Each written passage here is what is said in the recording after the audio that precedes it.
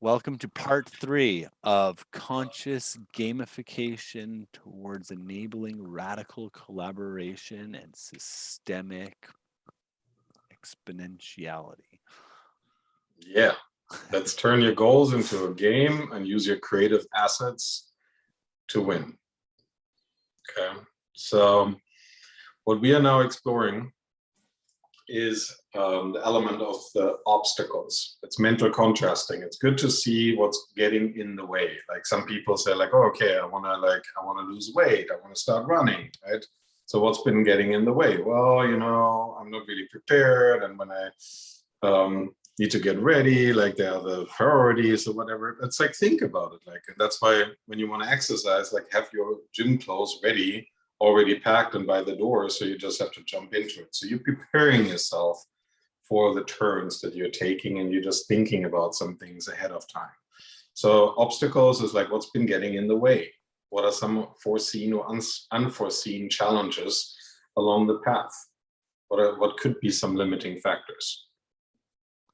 Okay.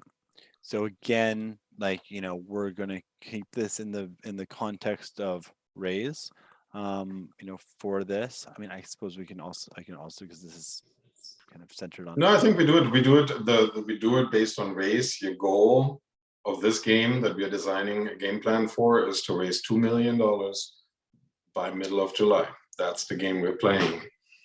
And but then, I mean, there are behavior patterns, right? There are limiting beliefs that sometimes have gotten in the way. So you're drawing from the past, and that's all we know. Like we're making sense of the future by our behavior or our experiences of the past, but that it may not hold true anymore. These might be limiting beliefs. It's like self-sabotaging stories. Indeed. And by recognizing and verbalizing and being vulnerable to those limiting beliefs, you can helpfully break through them. So like Exactly. personally for me, there may have been or maybe is a fear of success or a feel of self-worth, given just as a natural of being an entrepreneur who's been just grinding away, and that one never kind of hit, if you will.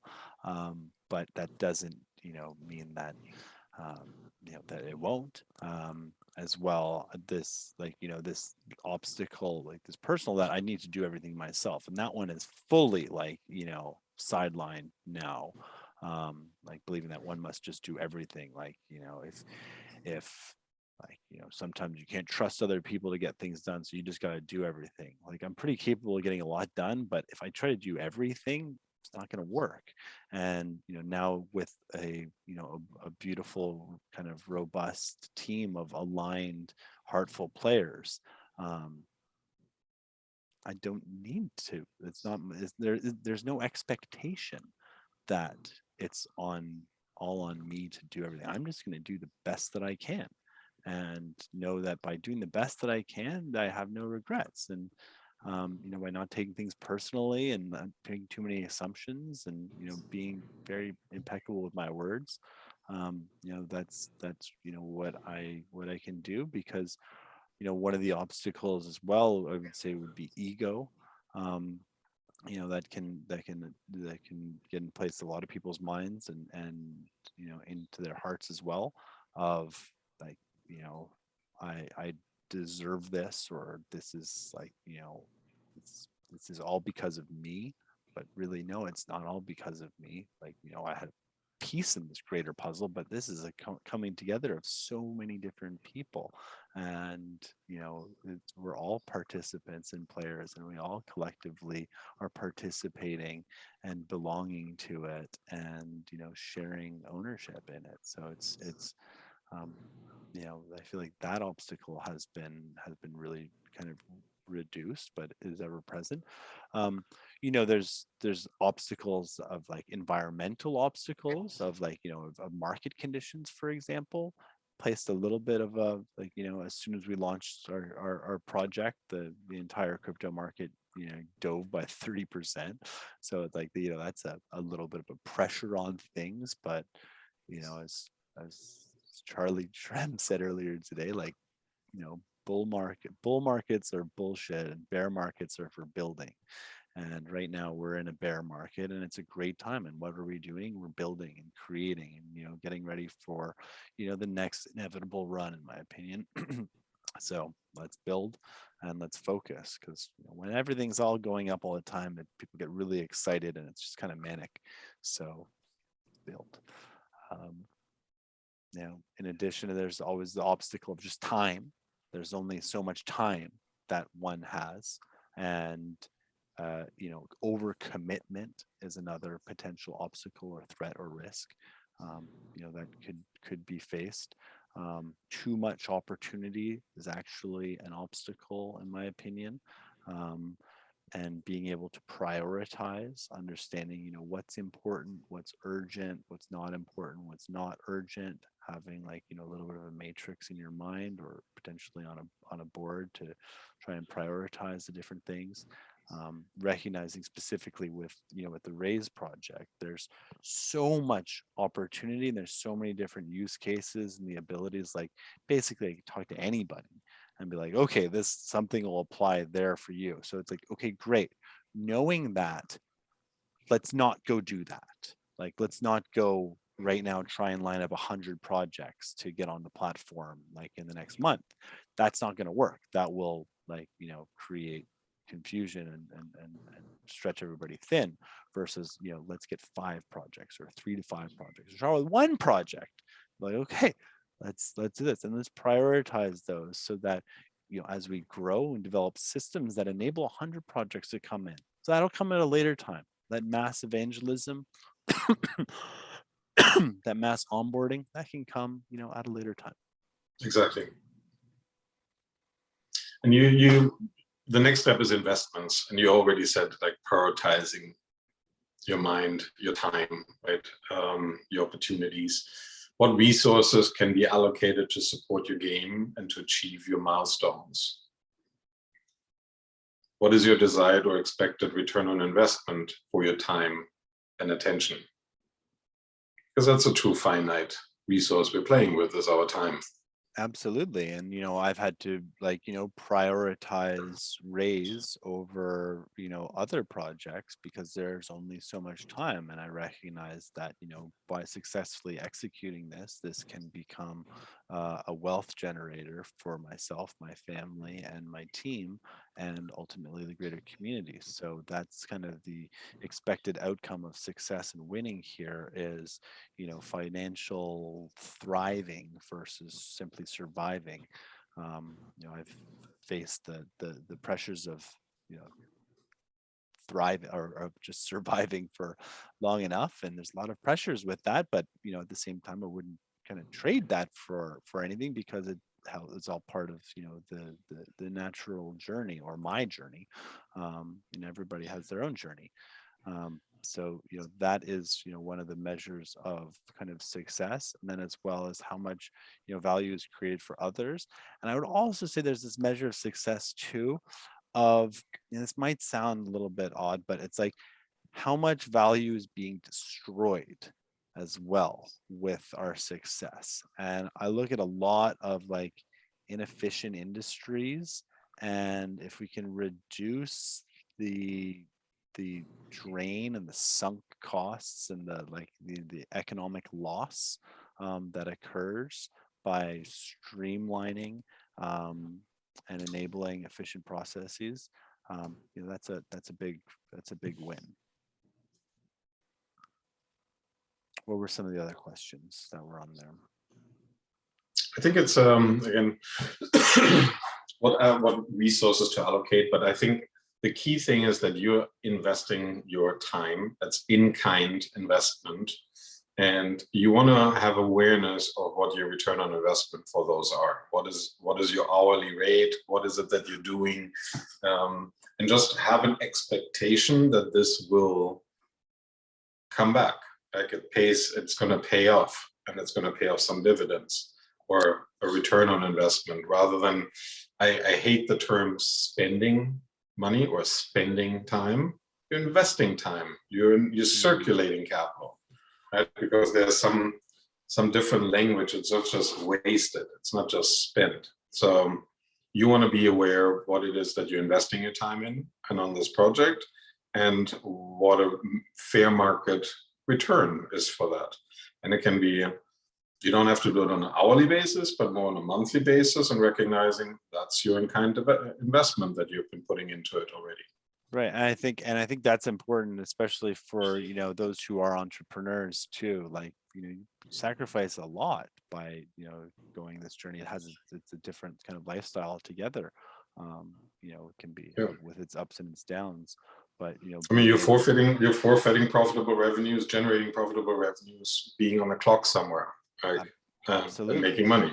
absolutely. So And there's an investment, there's a risk involved with that. there's investment, there's greater risk to it. And, you know, especially like, you know, to the serial entrepreneurs out there, like, don't stop. Like, don't stop. Like, don't, I mean, like, everyone's gonna, you've got to iterate and, like, you know, and innovate at times, but, you know, keep that fire alive, because, you know, and, you know, one of my goals is to create tools that, you know, help, and like as we're doing here, to, you know, to help increase the number of success, so that, you know, it's not a pyramid of, like, you know, wealth inequality. It's how do we just move everybody up that pyramid ultimately, and that's, you know, the prosperity and abundance, you know, Yeah. mindset. So next element is risk. Like where, and fresh biz, it would be the casino where it's 50-50 chance of winning or losing. But where are some risks that you are aware of? Yeah, so when it comes to, like, you know, risks, I think that comes down to investment too, and that's about really investment of time. It's like, you know, if you put a lot of effort into a specific, you know, potential, you know, that could be a win, or if it doesn't pan out, it's just a loss. You know, you have you have some experience from the process, but you know, those are around. I wouldn't say, like, you know, we're not gambling like a casino here, like, you know, really putting funds kind of on the line necessarily, but you know, there are definitely other kind of intangible, you know, risks. There's always going to be, you know, some technology risks, I suppose, but I feel pretty confident in our situation. You know, there's risks in, you know, relying on certain partners for integral roles, and, you know, what happens if all of a sudden they disappear, or, like, you know, you get cut off. Well, then you need to innovate and change, and, you know, planning for, you know, having contingency plans is, I think, important. Focusing like all your energy on contingency planning, that's not, like, you know, that's not a good use of time. But being aware, having awareness of the risks and the dangers, because when you end up spending a lot of, I mean, I feel that when someone starts spending a lot of time on, you know, the risks, and it leads to fear within their operating kind of behavior, then fear is now in control. And fear is, in my opinion, one of the only true enemies out there. Being aware of danger is really important, but being Well, captivated brain is by wired fear. for it, right? That's why we need to put our attention towards the more creative thoughts that we have throughout the day, and that energy. For team efforts, oftentimes the risk is that self-interest trump shared interest, and having clarity on the shared interests, but also understand what the individual interests are, because they can be part of the shared interests. So, but that's when oftentimes collaboration falls apart, when somebody in the mix in the team is hijacking the positive shared dynamics for their own personal gain. And I'm not saying that individuals shouldn't individually gain, but there needs, if it's in alignment with a shared goal. And oftentimes I have a saying, to be unclear is to be unkind. And that means we are oftentimes unclear about our own priorities and about our own goals. So that means we're actually unkind to ourselves. And then also we perpetuate ambiguity with some of our business partners and collaborators. And that's actually unkind, because that creates peripheral anxieties, confusion. So the pursuit of clarity, I would say, is a way to overcome any of those risks. It's key. Wise words, Yosef. Right, and then also another risk is under recognizing the unique value contributions of allies and players. Right, we said that before. We want to be heard, we want to be seen, we want to be valued, and there's some time sensitivity to when somebody, after a conversation, after a meeting. That's why meeting minutes are so powerful, because then you see like, holy wow, like somebody took note of what I said, and this is what I said. It actually sounds pretty smart and it's pretty valuable, and we're not going to be acting on that. It makes us feel more complete. So after a conversation, after an exchange of an action card, to send a note, send an email, a little video message, be specific, point out the behavior and the impact that it had. But I think there's a time sensitivity to that. And if you let too much time pass between this validation or acknowledgement, then it's a bit of a lost opportunity. Oh, so profound. That's like, the principle of immediacy. So instead of thinking I'll do that later, just do it now. And like you said, like the power of a video message, like it's very easy. Like with Telegram, you just press a button, you record a little message. Or on like, iPhone or sending, it's not that hard. And they're like the video message, also a lot gets lost in text, like, in texts and like text messaging. Like, when you do a video message, there's a real, like, there's a certain amount of presence. You never know, like, it's very difficult to tell someone, like, you can read people by actually like communicating with them and feel people through visualization and video, and that sense of connection. So that's amazing. And in this creative game, it's all about relationships and trust. So it's just another touch point and an exchange of some real authentic connection to videos, if you can't have a live conversation. Yeah. Gosh. Now, the next element is funding. From where and whom are you getting paid? What's your income coming from, and for whom can you generate higher income, possibly? That's in your case, it's not the case, but sometimes people are looking to expand their business and they're thinking about new customers, more customers, but maybe there are some additional services that they can actually provide to the existing client base. But I would say, like, what sources of capital do you have access to? Right. Well, as expressed, like, we have initially started our own like token sale, which has, the source of capital as being the, the greater ether of private investors investing ether into the project in the private sale, which has enabled the beginnings of it. The equity and the further fundraising will help capitalize it, which will enable, the organization to be fluid and to enable, myself and other partners to be, compensated through it. And, individually, I have a Patreon channel, so this video is going to be on YouTube. And, if you care to support, please, I'm dropping videos in there all the time as well, because, we're not limited to just one thing. And I've had to be scrappy over the years, and so there's different pools. Also, it's like you can retrace potentially, where you've created value in the past, and in times of need, go back to those pools where you've created value and ask for, help, in generating investment or support, through times. You mentioned institutional investors as well, in addition to institutional investors, absolutely, like, the venture capital. But there's also, like, look for different investment sources too. There's grants, there's like, these centers of excellence, and and community funds and incubators and accelerators.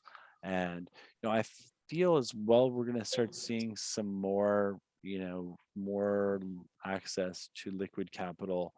The only requirement for it, well, I think we've started to see, like, this universal basic income being tested, where they're just giving everybody money, which is a little bit interesting, which is its own thing. But then there's also like this idea of like, those just requesting, like, just ask. Like, you don't get what you don't ask for. So, be humble in your ask. And, as Tim Draper said, like, in one of his talks, so he was so influential for such an educator for me. And one of the things that he said was, you know, when you're rich, like don't hide that you're doing well when you're in there. And when you're Mhm. poor, don't pretend you're rich. Like, that fake it till you make it kind of like, attitude is just non-genuine, and it's coming from a place of like deception. And it's like, be straight. There's like a certain point where it's like you don't need to tell everybody like, you're like, you're that you're financially challenged at the moment. But you know but especially when engaging with investors or supporters or friends or family, be straight. Like, like deception. And I think that's one of the ties back to that last element that we were talking about too, about like personal people gaming it for their own individual good at the loss of many. That's like rooted in deception, like, in kind of a deceptive practice. um so like just It's being one of the practice also in radical collaboration is this open and direct path, because there are two paths. One is that of withholding, where people are just withholding their thoughts, their ideas, their concerns sometimes about an idea. And then there's a squiggly line that goes like that is BS and humor and sarcasm and cynicism and all these other things that people that are so socially accepted in conversations. But then there is a straight path. It's being honest and direct and finding that most honest and direct path. Absolutely. And and it's important to recognize those two things, and especially those traits of others when you're seeing that, like, those are Yep. things to be aware of. And absolutely, one of my allies, Peter Tunney, was just the most straight talker I've ever met, and it was so refreshing and really inspiring, because we only have so many minutes in the day. And I don't care what you like, for him, he's like, I don't have any time for you talking about other people or this or that or gossip. It's just not worth it. Like, what are we doing? What's going to make my world better? What's going to make your world better? Like, out with it. Don't beat around the bush. Like, but at the same time, there's always play for humor and joke and Of camaraderie course, and of celebration course, and silliness. uh of it's course. set and setting. Yeah, exactly. Exactly. So now we're coming to currencies. I would say one of our favorite topic, and we touched a little bit on that here leading over here. In addition to money, what other creative currencies do you circulate during the day? And that include trust, effort, feedback, like generosity, interest in others, care, time, and attention. Like, I guess all of them, but then what else? All I mean, all of them. And I think, in terms of currency, it's too that there's also like, coming on action cards and shared potential assets that people can put into the pool towards helping. Sometimes it's software. So it's just like the different skills that represent the currency, especially when you're trying to build something that you see the revenue potential coming later. If we put our time and our effort and our attention and our love and our heart into, and our spirit into, then we know that we're investing it. We're not spending it, right? So investing it in that greater outcome.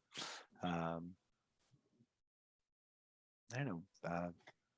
Yeah, but it's like, again, coming back to trust. I think that's an element, a key element. You got to trust your trust capital with your relationships, courage to ask, openness to invite and include others. Like, it's just important to think that there's so many abundant currencies that we have access to and that we can circulate, that can generate value, that then can be measured in currencies or money, right? But the real value is actually happening through these non-monetary circulation of love, trust, acknowledgement, feedback, recognition. And it's important that you put attention to these are the currencies we're playing with. Or in RAZE, it's the ability to have a voice, right? It's not just like having an ownership in the revenues of the organization that you're a member of, but also you contributing to the governance of it. You have a shared pride of ownership. You're part of something greater than yourself. So it's more than being a stakeholder or an investor. So these are the currencies then, that people, because of the transparency of the organization and the inclusion of the members, they are able to influence the organization that they are part of through their advice, through their action cards, to their currencies. So now the last element is movement. How do you measure progress? And what feedback loops or KPIs do you have in place or that you can put in place?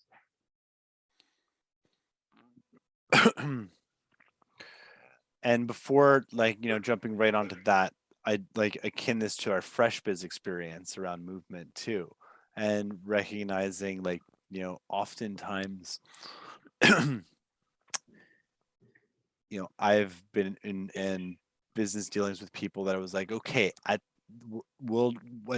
some later date when something is achieved, then it'll be time for you to become engaged. And one of the teachings of the fresh biz was, when you roll the dice, if you're playing Monopoly, if you roll the dice, you move your piece. You roll double sixes, you move it 12 places. Well, what if you think differently about the rule set and think, well, that 12 pieces sends me to jail in Monopoly, but if I went 9, I'd get that that big payout, and if my other player went 3, he get that big payout.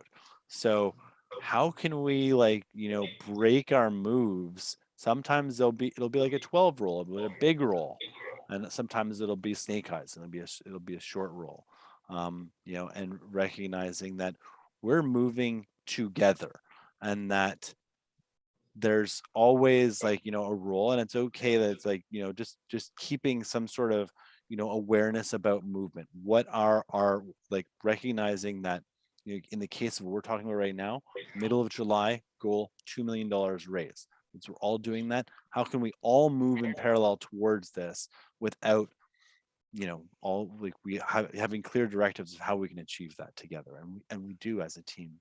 Yeah, thank you for bringing it up, because we say life doesn't take turns. If there's a turn, everybody can stay engaged, and that's again clarity between team members. What's the turn right now that we are taking? Maybe there are a couple of turns that are happening in parallel towards certain goals, but if this is the turn right now towards the $2 million in fundraising, then let the players be aware of it and know that everyone right now is active in this one turn. And then whatever the resources are within that turn, can they, you get the example of hacking the die.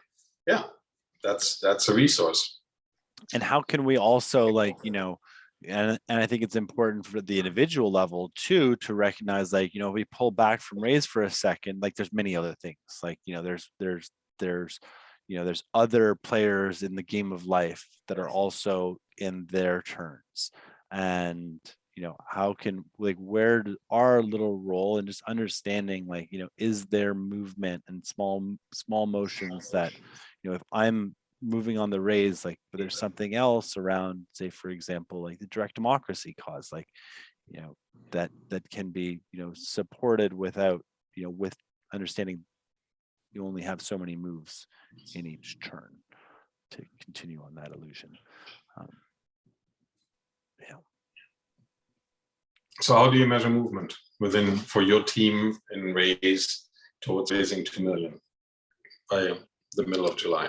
Well, I think we can measure it by, we have a feedback metric of specifically how much, like, ether has come in, how many investor tokens have gone out, how many, meetings have been taken, how many projects are coming into the hopper, the interest level, as well. We can measure movement of product in the team and all the different things that like everybody is doing, and having feedback loops and sharing about what's taking place without having a full team meeting for, like, doing a full team meeting once a week, as opposed to like once a week for an hour, as opposed to every day everybody on there. Like, we got to be conscious of time as, like, our first resource. That's what I would recommend: a team meeting once a week, and then maybe a scrum meeting, just like a quick 15-minute check-in at one point of the day, whoever the active players are who are part of certain turns that are playing out. And just absolutely, and we've got those going. We've got our product call for, like, half an hour to an hour, and then different ones, and then and Brian and I are, like, we're a lot more kind of contact, like, very very kind of heavy, working through, like, we're direct, like, team activating on many things, but at the same time it's also like, at calls ending, it's clear where we're both going. So, like, that lack, like, there's no ambiguity, and it might be okay, family time, shutting off, like, it's all good, like, on, like, no need for like, always, there always has to be something going on, like, no, it's okay, it's like family time, it's cutting off. And and sometimes, like, I'll get up in the middle of the night and be like, okay, like, time to just crank into some stuff, and I don't need, like, approval or acceptance, and nobody needs approval or acceptance to, like, to be an artist and to create in the way that they see fit, and encouraging that creation, of others, and knowing, and at the same time, it's like, you don't necessarily need everybody kind of sharing, and that's why it's great to have, like, a leader like Brian, who's kind of coordinating all the different pieces to give us confidence that, okay, yeah, like, that's a great leader, is a great kind of manager. Yeah, great manager of resources, and a reflector of value contributions. Yeah, that's the game planning methodology right now. This is a movement. There's another tool, which is the gameplay turntable, which has a couple of different elements on there. But right now, we just broad stroked the game plan for raising $2 million for RAZE by the middle of July. We have been repeating that over a couple of times. $2 million I think by it's the middle of July. Clarity. That's the clarity. That's the game. I'm not saying that there are other games within RAZE that are being played, but they need to be like like the development of the technology. That's a different game, right? And that there may be different players involved in that. But for this particular game and for this milestone, this is a game plan. That's the foundation of it. And then adding Brian's and other players, core players, their perspective on this, it just rounds this picture up and really creates this 5D game outside of the game, because you're playing with the universal forces of co-creation and serendipity, and it's so fun. Because I have a saying that it's the path. The path is wiser than the traveler, and it's just like, this is the path. You're putting a game there, and then as travelers, you can just, like, be in awe and excited for what's happening along this path, because you are aware, awake, and develop with every move. You develop a greater self-understanding, even, which is, I think, another level up from awareness. It's just like, whoa, this is the impact that I can have by sharing my resources and connecting with others and deepening my relationships. So to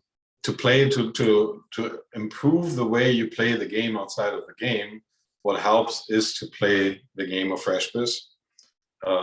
once, twice, 3 times. I've played it over 100 times, and every time I learn something new about myself, or about my collaborators and my partners. My wife and I, we play it often on date night, and it's just every time something reveals itself there. So it's a training tool to rewire your brain, create some new neurological pathways to break the patterns from the past that we have been conditioned through the education system, through media, politics, all these outdated systems, and create new ways. And we can do it and have fun along the way, because playing games is really, it's a fun way, it's a fun, engaging way, and it's a safe to fail environment.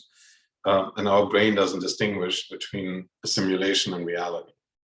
Mm-hmm. So, and you can play like the left side logical version of the game, which is like, okay, play Monopoly exactly by the rules as it's intended.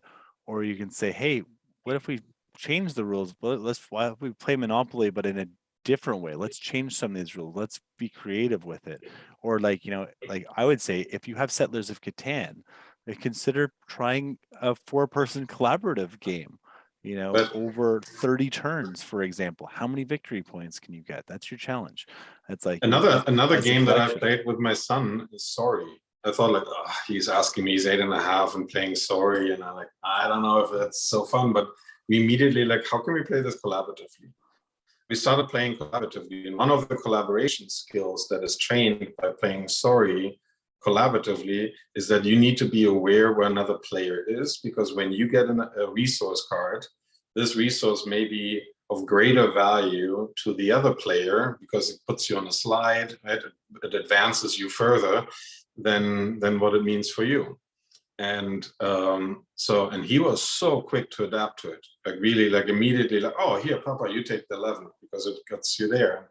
And it's just really, it's a very quick way to just like practice one of the essential collaboration skills, and that's awareness of where other players is and their needs. Amazing, Yosef. It's so good. So good. So good. So grateful. Well, so I guess this brings us to conclusion of this stage and this phase of conscious gamification. Absolutely. Towards my recommendation is to collaboration. transcribe what we discovered, condense it down, plug it into these elements of the game plan, and then merge them with the elements that are contributed by other players. And then you have a playbook that is amazing.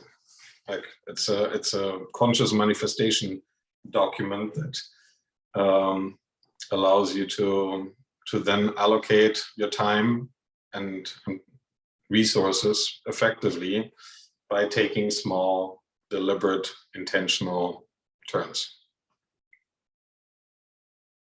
Brilliant. Conscious manifestation. This is the way. This is the way. This is the way. Well, thank you. If you have made it all the way up until this end here, like I'm happy and available. If you want to do a game planning session with me, contact me, be in touch. There are more tools that I can share that I'm going to share with you and your team so that you have some connective tissue and playing this game outside of the game in form of an app where you can document your mini wins, set your intentions, and document the how you practice true radical collaboration skills every day. So there's a personal element for you to journal about your progress and set yourself up for success. And then there's some social elements where you can just celebrate the wins, the gems, the insights, and the breakthroughs. And it's again the rising tide raising all ships. So when you post something and you share something, others see that and they can grow with you. And just like you said, exponential growth. We want to speed up the process of growth and accelerate it. And that happens by us being more aware of each other and sharing in this human experience. let me just share in this human experience of conscious co-creation and be an infinite life player. All right, brother. You got a good game going on. So do you. Thank you for playing it with me and helping, be the conscious facilitator, on this, and, whether you're a part of the game as well. We're playing. Let's have another Game session on. and bring the team on, and then we can have because this can also be a team exercise. So if we can have a 1 hour, 2 hour call, we have yours documented now, and we can do it with the entire team. Brilliant. Well, I'm hoping the team will ingest this and enjoy this. All right. And love you guys, and love you, Yosef. Okay. Onwards, upwards. Game on. That's it. Game on. Well played. Indeed. All right. Signing off.